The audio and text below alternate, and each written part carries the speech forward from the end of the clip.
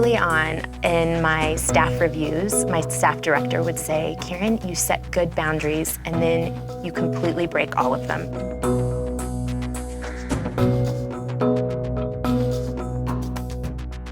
So I would start a semester and I would set boundaries for my time and what I would do. And then a couple months in, I would just think, how is watching a movie tonight or reading a book or just hanging out with friends, how is that more valuable than helping a college student walk with God or just building a relationship with them or something like that on campus? So I continued just that pattern of setting boundaries and then breaking them. I had the time and the energy to do that, but about 5 years in, my staff team went through a time of significant conflict that lasted the majority of the school year.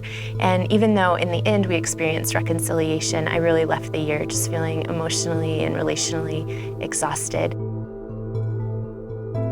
The next school year, as it picked up, I started meeting informally with a woman who struggled with clinical depression. And I didn't know how to really walk with her as a staff person, not become a counselor, but do that in a healthy way. And so I didn't set any boundaries on my time. I was completely available to her. And I think that was just sort of the last step in coming to a point of complete exhaustion. I just started to recognize, like, I don't have energy to do my job. I had a really difficult time preparing for my one-on-one appointments with the women that I was meeting with. I didn't want to befriend any of the staff people, which is not typical for me. The whole time, actually, I just felt like I was failing in every part of life, and I just couldn't maintain just a healthy life and a healthy work atmosphere. So at the end of the summer, I had decided I'll finish my commitment with the Navigators, but then after that, I think that I'm finished doing vocational ministry. I just want a job where I don't have to relate to people. My final commitment was to come to Colorado Springs and to be a part of an internship with our staff care department.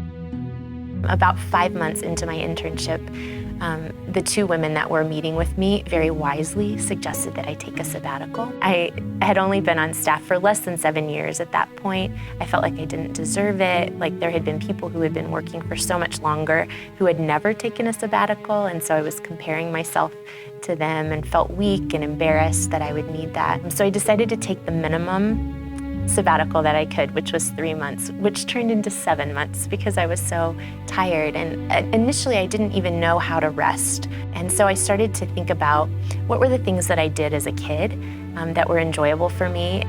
I started to compile a list of those things and to put those things into practice then as an adult. I started to develop hobbies and relationships outside of the Navigators, and I also started to sleep like a small child. I slept a lot during that time, and I spent just about 2 months actually resting. As I gained some more emotional and physical energy, I was able to start the reflection part of the sabbatical process. And as I looked back over the last 6 years that I had been on campus, I just realized that I was really grieving still some of the broken relationships on our staff team and disappointed with how those relationships had gone. I started reading a book at that time about Ruth and Naomi, the biblical characters, and how they had experienced disappointment and discouragement and loss and dealt with that. And I started journaling a lot about my own experiences on campus and feel like the Lord really brought me to a place where I was able to release those relationships. I was able to release the grief and came to a place of peace in that. I also started to make a list of who I am, who God has made me to be by design and gifting, and then also how He's called me to minister. And as I started to reorient to the next step or phase of ministry, that was really helpful for me. I kept referring to those lists and evaluating my opportunities by that. They helped me keep my focus and make sure that I'm oriented in the right way in my life and ministry.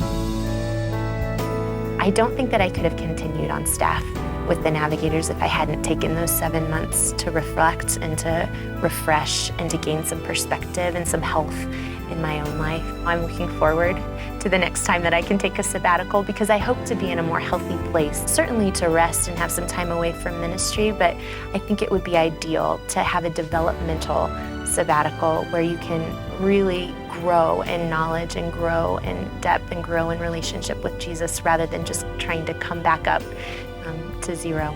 So I'm looking forward to that time in the future.